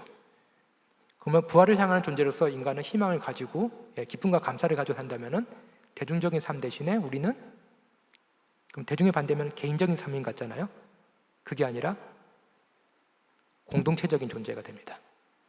대중과 공동체는 다른 겁니다. 대중이라는 거는 익명성 속에 내가 들어가는 거고, 공동체라는 건 뭐냐면은 내가 개인으로서도 성숙되어 있지만 타인과 함께 관계를 맺고 타인과 어울리면서 서로 상호 성숙을 할 수 있는 그런 여백이 있는 것이 바로 이 공동체가 되는 거죠. 그러면 그 공동체가 역사 속에서 드러난 형태가 뭐냐라고 하면 그것이 교회가 되게 됩니다. 그래서 또 바울이 잘 쓰는 표현이 교회는 그리스도의 몸이라는 표현을 쓰는 거죠. 물론 역사적인 예수 그리스도의 몸은 아니죠. 부활하신 그리스도의 몸으로서 교회가 공동체로서 존재를 하게 됩니다. 그래서 왜 우리가 현실 속에서 내세가 있다면 우리는 현실 속에서 착하게 살아야 돼, 선하게 살아야 돼 라고 했을 때 많은 사람들이 내세 가서 그것을 이제 보상받기 위해서 혹은 이제는 그 지옥 안 가기 위해서라고 얘기하죠. 근데 기독교는 예수 그리스도의 은혜로 우리가 조건 없이 구원을 받았다라고 얘기를 하잖아요. 그러면은 우리는 그 어떤 보상을 위해서, 나의 구원을 위해서가 아니라 그리스도께서 주신 생명, 그 생명을 충실히 살아내기 위해서 혹은 그리스도를 따르고 증언하는 그런 그 자신을 죽이는 삶, 순교적인 삶을 살기 위해서 우리는 지금 여기 이 땅에서 그 선한 삶의 모습들을 이제는 보이게 됩니다. 그래서 그 어떤 보상으로서의 내세가 아니라 내세마저도 우리는 선물로서 받는다라는 것, 이것이 기독교의 상당히 중요한 가르침 중에 하나입니다. 그래서 교회라는 것은 이제 인간이 아까 대중적인 삶, 그 어떻게든지 그 본인의 두려움을 숨기기 위해서, 회피하기 위해 가지고 그렇게 있는 그 대중적인 삶이 아니라 나 자신이 인격적으로 타인과 교제를 맺고 있는 그런 공동체적인 삶을 사는 것이 이제 교회라고 말씀드렸는데, 그 교회에서는 1차적으로 예배를 통해서 하나님과 바른 관계를 이제 맺게 되죠. 그리고 다른 한편으로는 성도의 교제가 일어나게 됩니다. 근데 여기서도 흥미로운 게 뭐냐면은 얼마나 그 광성교회에서는 그런지 모르겠지만 이제는 신학자들 불러가지고 이제 초청해가서 강의하면은 필요한 얘기는 안 하고 보면은 4세기에 누가 어떤 말 했고 16세기에 루터는 어떤 말 했고 칼빈 어떤 말 했고 계속 그런 얘기를 하잖아요. 저희가 배운 게 그것밖에 없어서 그런 것도 있지만 또 동시에 중요한 건 뭐냐면은 교회라는 거는 그 성도의 교제잖아요. 그 성도는 지금 저희가 눈에 보이는 광성교회의 성도만을 말하는 것이 아니라 예수 그리스도 안에 있는 모든 사람을 얘기를 합니다. 그렇기 때문에 꼭 천국에 가야지만 우리가 죽은 사람들과 어떤 다시 재회하고 이제 그렇게 생각할 수도 있는데, 그거는 이제는 다른 종교들에게도 충분히 있는 거고, 기독교의 중요한 가르침은 뭐냐면 예수 그리스도 안에서 우리는 계속해서 교제를 하고 있다라는 겁니다. 이제 이것이 상당히 기독교가 가지고 있는 독특한 생각이고, 기독교가 단순히 내가 있는 교회만을 위한 것이 아니라 전 세계에 있는 교회 어느 교회와도 연대를 할 수 있는 거고, 과거에 있는 교회의 지혜도 얼마든지 우리는 배울 수 있는 거고, 또 나랑 상관없는 먼 미래의 교회를 위해서도 우리가 지금 우리가 손해보는 것 같더라도 이거 한번 해보자 라고도 말을 할 수 있는 게 뭐냐면은 우리의 그 성도의 교제는 시공간적으로 한정되는 것이 아니라 예수 그리스도 안에 있는 성도의 교제이기 때문에 그렇습니다. 그래서 이렇게 현대적인 교회 건물, 아시아의 동아시아에 있는 교회 건물에서는 참 찾아보기 힘든데, 유럽 가면은 대부분의 교회가 이렇게 되어 있죠. 그 뭐냐면은 우리가 생각하는 교회 건물이 뒤에 있고 그 앞에 뭐가 있냐면은 대부분 묘지가 있습니다. 그래서 교회 안에 묘지가 있네 라고 할 수도 있지만, 이건 또 뭐냐면은 성도의 교제를 상징적으로 보여줍니다. 우리가 지금은 교회에서 예배를 드리지만 또 우리 앞에 교회에서 예배를 드렸던 분들, 그리스도의 그리스도인들, 그리스도의 사람들이 그 교회 앞에 같이 있게 되는 거죠. 물론 뭐 거기에 이제 이미 시신은 뭐 다 부패되어서 없을 수도 있지만, 이것은 상징적으로 보여줍니다. 우리 교회라는 게 눈에 보이고 나랑 시공간을 공유하고 있는 이 사람들만 교회고 교제를 하는 것이 아니다. 나의 성도의 교제, 그리스도 안에서의 교제라는 것은 그것을 훨씬 뛰어넘는 것, 그것을 계속해서 상기시켜주는 아주 중요한 그런 어떤 전통 중에 하나가, 교회의 앞에 이제는 그 묘지를 만들고, 그리고 예배를 드리러 갈 때 이 묘지 사이를 이렇게 통과하게 하는 그런 그 모습이죠. 그래서 상당히 다양한 메시지를 가지고 있습니다. 교회 들어오기 전에 먼저 성도의 교제에 대해서 생각할 수도 있고, 우리는 죽을 수밖에 없는 존재라는 것도 생각할 수 있게 하는 거고, 그런 만큼 또 겸허하고 또 이제 나는 하나님의 은혜가 전적으로 필요한 존재라는 것을 다시 느끼면서 또 이제 예배에 들어가게 하는 또 그런 의미도 있고, 뭐 다양한 의미가 있는 그런 모습입니다. 그렇기 때문에 이 죽음과 생명에 대한 새로운 이해가 예수 그리스도 때문에 등장을 했고, 이것이 장례라든지 매장 문화에도 계속해서 도전을 하게 되는 겁니다. 그래서 한때 이제는 한국에서도 문제가 됐던 게 뭐냐면은 이제는 화장 문화였죠. 화장이 되냐 안 되냐, 이게 불효다 아니다 뭐 이런 식으로도 하기도 했고, 기독교인은 몸의 부활을 믿는데 어떻게 화장하냐라고 했지만, 기독교는 예수 그리스도 안에서 우리가 새 생명을 얻고 성도의 교제가 이루어지고 있다라는 그 믿음 때문에 장례라든지 어떤 매장 문화에 있어서도 계속해서 새로운 도전을 던졌던 것이 바로 이 기독교가 되게 됩니다. 그러면은 시간은 충분하지는 않지만, 그런 내세 신앙, 지금까지는 어떤 부활, 죽음과 생명에 대한 이해가 그리스도를 통해서 변화된 것이 어떤 이 땅에서 우리의 삶에 대한 그런 생각이었다면, 내세 신앙에 어떤 식으로 영향을 끼쳤는가에 대해서 간략하게 말씀을 드리도록 하겠습니다. 부활은 몸의 부활이죠. 죽은 자의 부활입니다. 그런 의미에서 고대부터 있었던 영혼불멸설이나 윤회설과는 전혀 다른 인간의 사후 상태에 대한 이해를 제시를 해줬습니다. 그리고 이 성경 같은 경우는 이 내세를 이제는 천국이라는 단어를 통해서 이제 설명하고 있는데요. 근데 매우 천국은 이거야라고 이렇게 구체적으로 말하는 게 아니라 상징적으로 이제 묘사를 합니다. 그러면서 또 다양하게 묘사를 하기 때문에 내세에 대한 이미지를 하나로 고정을 못하게 합니다. 이게 되게 특이한 방식 중에 하나입니다. 구체적인 묘사는 별로 없습니다. 예를 들어 가지고 종말에 대한 가장 자세하게 기록된 책을 이제 요한계시록이라고 그랬을 때 얼마 안 되거든요. 요한계시록 쭉 다 읽어보면은 솔직히 빨리 읽으면 한두 시간이라도 충분히 읽을 수 있는 분량이죠. 한두 시간만에 충분히 읽을 수 있는 분량으로 우리의 영혼을 다 설명하고 상상할 수 있나요? 그건 말도 안 되는 거죠. 그렇기 때문에 이 요한계시록도 되게 상징적이고, 그런 표현들을 통해 가지고 우리가 내세에 대한 신앙을 우리 식대로 만들지 못하게 하고 있습니다. 근데 이제 흥미롭게 타 종교와 비교를 해볼 때 신약 성경의 내세관은 매우 소박합니다. 별로 없습니다, 내용이. 그것을 이제는 크게 요약해 보면은, 우리가 그리스도와 함께 할 것이다. 이거는 뭐 우리가 현실에서도 경험하는 거죠. 그리스도와 같이 된다. 지금도 뭐 그렇게 보이진 않더라도 서서히 조금씩이라도 그리스도 같이 될 수 있겠죠. 그리고 그리스도의 영광을 나눠받는다. 뭐 이것도 뭐 또 어느 정도 있는 것 같고요. 그리고 좋은 대접을 받는다. 그리고 특별한 지위를 가진다. 이 정도입니다. 이 정도를 가지고 우리는 엄청나게 많은 천국에 대한 상상을 하고 있는데, 우리가 알게 모르게 가지고 있는 기독교적인 천국관이라는 것은 사실 성경이 아니라 기독교 문학, 예술 속에서 우리에게 주어진 게 성경 내용들과 이렇게 상당히 이제 혼합되어서 이게 기독교적인 내세야, 천국이야 라고 생각하는 경우가 많습니다. 그래서 얼마나 이게 기독교 천국관이 소박하냐면은 중세 민화나 이런 것부터 민담이나 이런 거 보면은 그 계속해서 천국 가라 그러잖아요. 그렇게 하면 이제는 거기 했던 말 중에 아주 흥미로운 말이 천국 가면 뭐가 재밌냐, 현실이 더 재밌지. 천국 가면은 그 재미없이 똑바로 사는 의인들만 몇 명 있는데 현실에 사는 게 훨씬 더 재밌지. 뭐 이런 식의 표현이 나올 정도로 그 기독교 성경에서 그려주는 그 내세관은 매우 담백소박하다라고 합니다. 그러면은 우리가 흔히 생각할 때 사람들을 이제는 그 구원받게 하려고 전략적이고 효율적으로 하려면 뭘 하면 되냐면은 천국이 얼마나 좋은 곳인지 엄청 설명하면 되잖아요. 그걸 안 하셨단 말이에요, 하나님이. 그러면 하나님이 안 하신 거 우리가 채워 넣어야 되냐?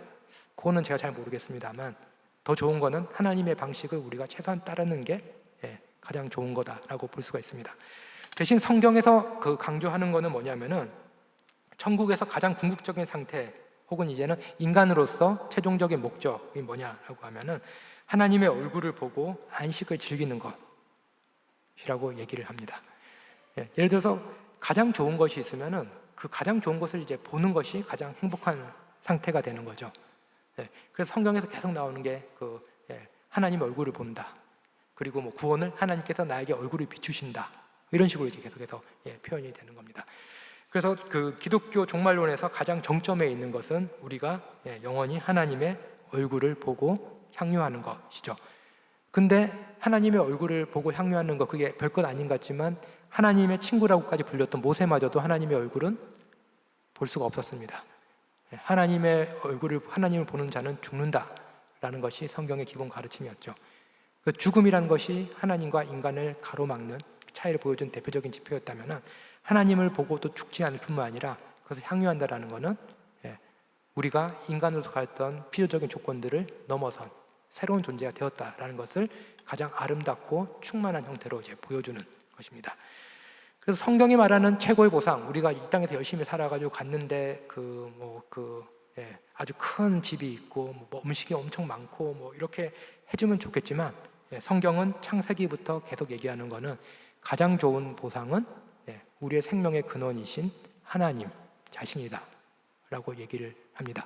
그래서 제가 거듭해서 말씀드리지만 기독교의 내세관을 이해할 때 단순히 고통 많은 이 세상과 고통 없는 천국 이렇게 대조를 하게 되면은 기독교가 가지고 있는 어떤 그 구원, 하나님 나라에 대한 그 중요한 메시지들이 희석될 위험이 있습니다. 오히려 우리에게 중요한 것은 생명과 죽음이 무엇이고 생명과 죽음의 의미가 예수 그리스도 통해서 어떻게 변화되었고 그런 의미에서 우리가 단순히 어떤 보상이 아니라 하나님 자신을 향유할 수 있는 존재로서 변화되는 것 이것을 이제 더 신앙의 어떤 지향점, 목표로 삼을 필요가 있습니다. 그 결론을 대신해서 너무나도 많은 내용이고 아까 제가 처음 말씀드릴 때 이거는 인간의 언어와 경험이 넘어서 있는 것이다 하고 그렇게 열심히 말해놓고 엄청나게 또 많은 내용을 이제 설명을 드려가지고 결론은 조금 여운을 남기는 결론을 뽑아봤습니다. 결론을 대신해서 아까 말씀드렸던 톨스토이의 이반 일리치의 그 중편 소설의 이제 마지막이 이반 일리치가 이제 죽는 장면인데요. 이반 일리치는 아주 성공한 재판관입니다. 삶의 기본 모토는 깔끔하고 행복하고 성공적이고 다른 사람들에게도 아주 세련된 모습 보여주는 것 이것이 좋은 삶이야 라고 이제 생각을 하고 있는데 이제는 죽음이 찾아오면서 이제 그런 것들이 다 깨지기 시작을 하는 거죠. 그래서 이제는 죽기 전에 뭐 임사체험 비슷하게 되는데 너무나도 고통스럽잖아요. 근데 죽기 직전에 이제 뭐 아편도 맞고 진통제로 이렇게 했기 때문에 그런지 모르겠지만 어떤 깊은 구멍 같은 데로 이렇게 쑥 빨려 들어갑니다. 너무나도 고통스럽습니다. 죽지도 살지도 못한 상태. 그래서 그 상태에 계속 있게 되는데, 그러면서 이제는 거기 빨리 빠져나가지 죽든지 살든지 뭐라도 될 것 같은데 거기 이렇게 갇혀 있는 거죠. 근데 이제 거기서 갇혀 나오는 대표적인 계기가 뭐냐면 이제 정신이 오락가락하고 있는데 자기 아들이 이렇게 와가지고 아버지의 손을 잡아주고 이렇게 뺨에다 이제 갖다 대줍니다. 그리고 눈물이 이렇게 그 손에 오죠. 그러면서 이제는 이러지도 저러지 못한 상태에서 이제 벗어나게 되는데 그러면서 이제는 생각하게 되는 거죠. 그래서 이제 죽기 전에 가족들까지도 원망하고 증오하고 그랬던 사람인데 이제는 아들이 그런 식으로 이제는 뺨에 자기 손을 대고 아들 눈물이 자기 손등을 적시면서 이제 죽음을 이제 맞이하게 됩니다. 그러면서 죽기 직전에 이런 변화가 일어납니다. 그래서 그 아내에게 얘기하는 거죠. 그 데리고 나가 불쌍해 당신 또라고 이제는 얘기를 하죠. 그래서 이제 이때까지는 깨닫는 게 뭐냐면은 내가 지금 죽지도 못하고 이러지도 저러지도 못한 상태에 있는 건 뭐냐면은 그 내가 지금까지 잘 살아왔다라는 그 생각에 잡혀 있었기 때문에 빠져나오지 못합니다. 근데 이제 입장이 바뀌는 거죠. 가족들이 이제 불쌍하게 느껴지기 시작을 합니다. 그리고 그는 이제 뭔가 한마디를 더 하려고 그러는데 이게 러시아어에서 한국어로 진짜 번역하기 힘들어서 한국어 번역판들 여러 개 찾아봤는데 정말 역자들의 이 고통이 보이는 그런 번역이었는데요. 그는 프로스지, 용서해줘라고 한마디를 덧붙이고 싶었다. 근데 프로스푸치, 보내줘라고 말하고 말았다. 그러니까 마지막으로 이제는 가족들에게 용서해줘라고 말하고 싶었는데 그 힘마저 없었기 때문에 보내줘라고 이제 말했다는 거죠. 그러니까 상당히 잘못 이게 전달이 됐죠. 하지만 그 말을 바꿀 힘도 없어서 손을 내저었다. 그러자 도리어 모든 것이 환해지며 지금까지 그를 괴롭히며 마음속에 갇혀있던 것이 일순간 밖으로 두 방향으로, 열 방향으로, 온갖 방향으로 한꺼번에 쏟아져 나왔다. 그 가족에게 미안하다라는 말을 했는데 그 미안하다라는 말 자체도 제대로 전달되지 못하는 것, 이것이 이제 인간의 어떤 엄청난 비극적인 모습을 보여주지만 또 그런 비극적인 모습 속에서 무엇이 참된 인간인가, 죽음을 앞두고를 이제 보여준 장면입니다. 그리고 이제 그가 이제는 죽게 되면서 이제 누군가가 이제는 임종하셨습니다라고 누군가 그를 구분 말했다. 근데 아직까지 죽지 않고 이제 의식이 있어서 하는 말이 뭐냐면요, 그는 이 말을 듣고 마음속에 되뇌었다. 끝난 건 죽음이야. 이제 더 이상 죽음은 존재하지 않아. 네, 이 장면이 상당히 제게 인상적이었던 거는 이 죽음과 생명의 문제, 풀리지 않는 어떤 수수께끼, 이것이 풀리는 것은 사실상 기독교에서는 예수 그리스도의 십자가 부활이고 그것은 우리를 용서하는 하나님의 큰 은혜가 있기 때문에 그렇습니다. 그렇다면은 이 우리가 현실 속에 살아갈 때 이 죽음의 문제에 대답할 때 그 가장 우리에게도 필요한 것 중에 하나가 뭐냐면은 용서하는 마음이 되는 거고, 이것이 그 예수 그리스도 안에서 우리에게 주어진 새로운 생명이 있기 때문에 가능한, 이때까지 잘 살아왔어 라는 생각 때문에 죽지 못했다면은 이제는 서로 용서할 수 있는, 서로의 약함을 인정하고 서로 용서해 줄 수 있는, 그것이 또 이제 우리에게 새로운 생명의 가능성을 주는 것을 보여주는 것 같아서 이것을 이제 마지막 그 결론을 대신해서 제가 인용을 해보았습니다.